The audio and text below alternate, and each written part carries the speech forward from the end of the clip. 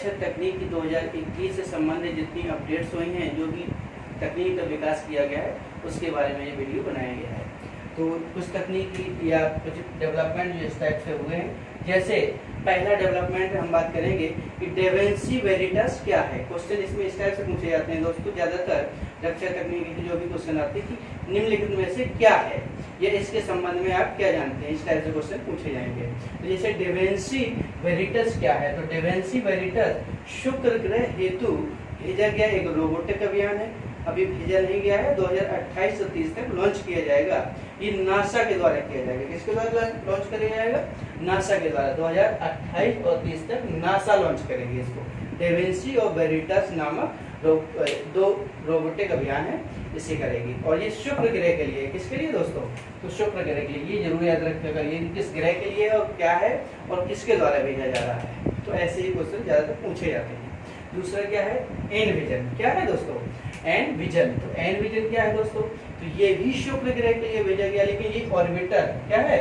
Orbiter है, और orbiter भेजा जाएगा, ये 2030 तक लॉन्च किया जाएगा। कब किया जाएगा? 2030 तक। और इसे कौन करेगा? तो ईएसए करेगा, यूरोपियन स्पेस एजेंसी। ये भी दो रोबोटिक मिशन है। एनविजन भी दो रोबोटिक मिशन है, इसे भी यूरोपियन स्पेस एजेंसी के द्वारा शुक्र ग्रह पर भेजा जाएगा। तो ये दोस्तों दोनों याद रखिएगा, डेविंसी वेरिटस और एनविजन।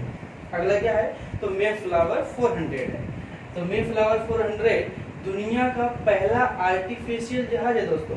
तो मेफ्लावर 400 दुनिया का पहला आर्टिफिशियल जहाज है, और ये अटलांटिक महासागर पार करने वाला पहला मानव रहित जहाज है दोस्तों। तो मानव रहित जहाज है, अटलांटिक पार करने वाला पहला दुनिया का, और आर्टिफिशियल जहाज है। और इसकी सबसे खास बात क्या है कि समुद्र में फैले प्रदूषण या पानी में जो भी प्रदूषण है उसका, और प्लास्टिक का प्रदूषण, इन सब से संबंधित विश्लेषण करता है और इसकी जानकारी हमें पहुंचाता है। तो मेफ्लावर 400 आर्टिफिशियल जहाज है। अगला क्या है दोस्तों? तो प्राण वायु स्वस्थ। ये तीनों चीज याद रखना दोस्तों। और ये VSSC अर्थात Vikram Sarabhai space centre, Vikram Sarabhai space centre द्वारा निर्मित वेंटिलेटर और कंसंट्रेटर है। उस समय कोरोना काल में जब दूसरा लॉकडाउन हुआ, तो उस समय देखा होगा आपने दोस्तों, तो उस समय ऑक्सीजन की बहुत डिमांड हो रही थी, तो उसी से संबंधित वेंटिलेटर भी नहीं पहुंच पा रहे थे। उसी समय विक्रम साराभाई अंतरिक्ष केंद्र ने बनाया है कंसंट्रेटर और वेंटिलेटर। इसकी विशेषताएं क्या है दोस्तों? तो जैसे प्राण है, तो प्राण की विशेषता है रोगी को श्वसन गैस पहुंचाने का काम, अर्थात रोगी को श्वसन गैस पहुंचाया जाएगा। ये कंसंट्रेटर है प्राण। और वायु क्या है? तो ये वेंटिलेटर है। इसकी विशेषता क्या है कि ये कम लागत, अर्थात इसमें बहुत कम पैसा लागत में बना हुआ है वायु। और स्वस्थ क्या है? ये भी एक वेंटिलेटर है जो बिजली के बिना चल सकता है। किसके बिना चल सकता है? बिजली के बिना। तो प्राण वायु स्वस्थ विक्रम साराभाई अंतरिक्ष के द्वारा बनाए गए वेंटिलेटर कंसंट्रेटर है। अगला क्या है दोस्तों? इंपॉर्टेंट है बहुत, इस टाइप से क्वेश्चन पूछे जाते हैं। जब शीमुर्ग क्या है? तो शीमुर्ग ईरान द्वारा सबसे विकसित सुपर कंप्यूटर है। सबसे शक्तिशाली जो ईरान का सुपर कंप्यूटर बना है वो कौन सा है? वो है शीमुर्ग। तो शीमुर्ग ईरान द्वारा विकसित सबसे शक्तिशाली सुपर कंप्यूटर है। उसने स्वदेश रूप से बनाया, इसलिए स्वदेश तकनीक बना हुआ वो ईरान का लिए सुपर कंप्यूटर है।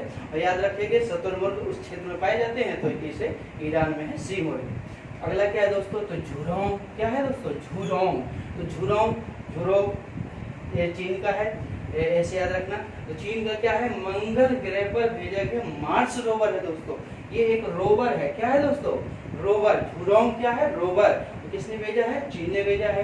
और ये किस अंतरिक्ष यान से भेजा गया है? तियानवेन फर्स्ट से इसने सफलतापूर्वक उतारा है। और ऐसा करने वाला ये दूसरा देश बन गया है। पहला यूएसए अर्थात अमेरिका बना था, अर्थात अमेरिका रोवर उतार चुका है मंगल ग्रह पर। अगला क्या है दोस्तों? अगला है A76। तो A76 क्या है दोस्तों? तो ये कुछ नहीं है, हिमखंड का एक टुकड़ा है। तो अंटार्कटिका महाद्वीप से विशाल हिमखंड टूटकर अलग हो गया है, अर्थात विशाल हिमखंड टूट के गिर गया है। और इस गिरे हुए टुकड़े का नाम A76 रखा है। और ये दुनिया का सबसे बड़ा हिमखंड टुकड़ा बताया जा रहा है दोस्तों। तो याद रखना A76 एक हिमखंड टुकड़ा है। अगला क्या है? तो पाइथन 5। क्या है? पाइथन 5 ये DRDO द्वारा एयर टू एयर विकसित एक मिसाइल है। मिसाइल है, तो इस मिसाइल का सफलतापूर्वक परीक्षण किया गया है। किसने किया है? डीआरडीओ ने किया है। इसकी विशेषता क्या है? ये तेजस हथियारों में शामिल कर दिया गया है एलसीए के रूप में, लाइट कॉम्पैक्ट एयरक्राफ्ट के रूप में। तो पाइथन एक मिसाइल है जो एयर टू एयर चलती है। अर्थात अगला क्या है दोस्तों, ये बहुत इंपॉर्टेंट है, चर्चा में भी रहा है, फुगाकू। तो जापान द्वारा निर्मित सबसे शक्तिशाली सुपर कंप्यूटर है। फुगाकू क्या है दोस्तों? जापान द्वारा निर्मित सबसे शक्तिशाली सुपर कंप्यूटर फुगाकू। याद रखना, जापान ने विकसित किया इसको दोस्तों। तो जापान का फुगाकू सबसे सुपर कंप्यूटर है। अगला क्या है दोस्तों? तो निशाल। निशाल का फुल फॉर्म कुछ इस तरीके से बनाया है, NASA ISRO synthetic aperture radar. ये नासा और इसरो का संयुक्त रूप से दोहरा रडार उपग्रह है निशाल। ठीक है, तो नासा ने अपर्चर उपग्रह बनाया है, वो रडार बनाया है, और इसरो ने एस-बैंड को संयुक्त रूप से पृथ्वी के अवलोकन के लिए उपग्रह छोड़ा है। तो निशाल पृथ्वी के अवलोकन के लिए उपग्रह है, इसमें रडार लगे हुए दोहरे रडार उपग्रह है, ये नासा इसरो के द्वारा बनाए गए हैं। अगली तकनीक क्या है? तो वो है सैड। तो सैड की विशेषता क्या है कि ये एक एंटी टारपीडो डिफेंस सिस्टम है दोस्तों। तो sad anti torpedo defence system अर्थात टारपीडो मिसाइल के नष्ट करने के लिए एक सिस्टम है, रक्षा प्रणाली है। ठीक है, तो इसमें काम कौन कौन करेगा? भारत और इजराइल। तो सैड में कौन कौन काम कर रहा है? भारत और इजराइल की छाया पड़ रही है। सैड मतलब छाया, ऐसे याद रख सकते हैं। और ये इस विशेषता क्या है कि एरो इंडिया जो बेंगलुरु में हुआ था, इसमें इसकी बात की गई थी कि भाई हम लोग सैड में तकनीक में दोनों मिलकर काम करेंगे। तो इजराइल और भारत की तकनीक कौन सी चल रही है? सैड। अगला क्या है? तो अगला है वाइपर। तो वाइपर ये क्या है? चंद्रमा पर संसाधनों की खोज हेतु नासा द्वारा भेजा गया रोवर है। तो वाइपर भी क्या है? वाइपर एक रोवर है। ये किसने भेजा है? तो मिशन आर्टेमिस के तहत नासा लॉन्च करेगा। नासा कब करेगा? 2023 में। तो वाइपर नासा द्वारा भेजे जाने वाला रोवर है जो मिशन आर्टेमिस के तहत 2023 में भेजा जाएगा और चंद्रमा पर संसाधनों की खोज हेतु भेजा जाएगा। अगला क्या है दोस्तों? तो अगला है सजग, जो भारतीय तटरक्षक जहाज है दोस्तों। ये इंपॉर्टेंट है, जरूर याद रखिएगा। ये तटरक्षक जहाज है, लेकिन कहाँ का? भारत का ही है। और इसकी विशेषता ये है कि मेक इन इंडिया के तहत स्वदेश निर्मित है। ये मेक इन इंडिया के तहत स्वदेश निर्मित तकनीक है। इसकी सबसे विशेषता और पूछा जा सकता है कि इसे किसने शामिल किया है नौसेना में? तो भारतीय रक्षा सलाहकार है, वो है अजीत डोभाल जी। तो इन्होंने इसमें शामिल किया है, किसमें? नौसेना में। क्वेश्चन पूछा जाएगा सजग नौसेना में शामिल है, तो बिल्कुल शामिल हो चुकी है और अजीत डोभाल जी ने शामिल कर लिया इसमें। और तटरक्षक जहाज है, ऐसे डायरेक्ट पूछ सकते हैं सजग क्या है? तो तटरक्षक जहाज है। अगला क्या है? अग्नि पी। अग्नि क्या? पी। तो अग्नि मिसाइल का नाम सुना होगा आप लोगों ने।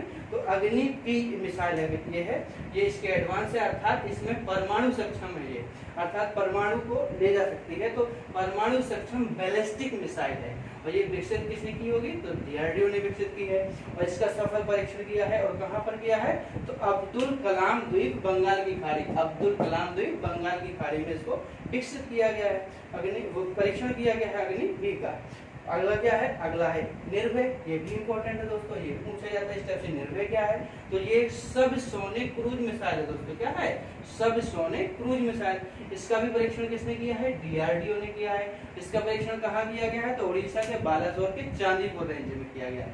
कहाँ पर किया गया? चांदीपुर। ये दोस्तों याद रखना, इस टाइप से भी पूछ लेता है कई बार छोटे छोटे एग्जाम में कि ये कहाँ पर इसका परीक्षण किया गया, तो चांदीपुर किया गया है। ठीक है दोस्तों, धन्यवाद।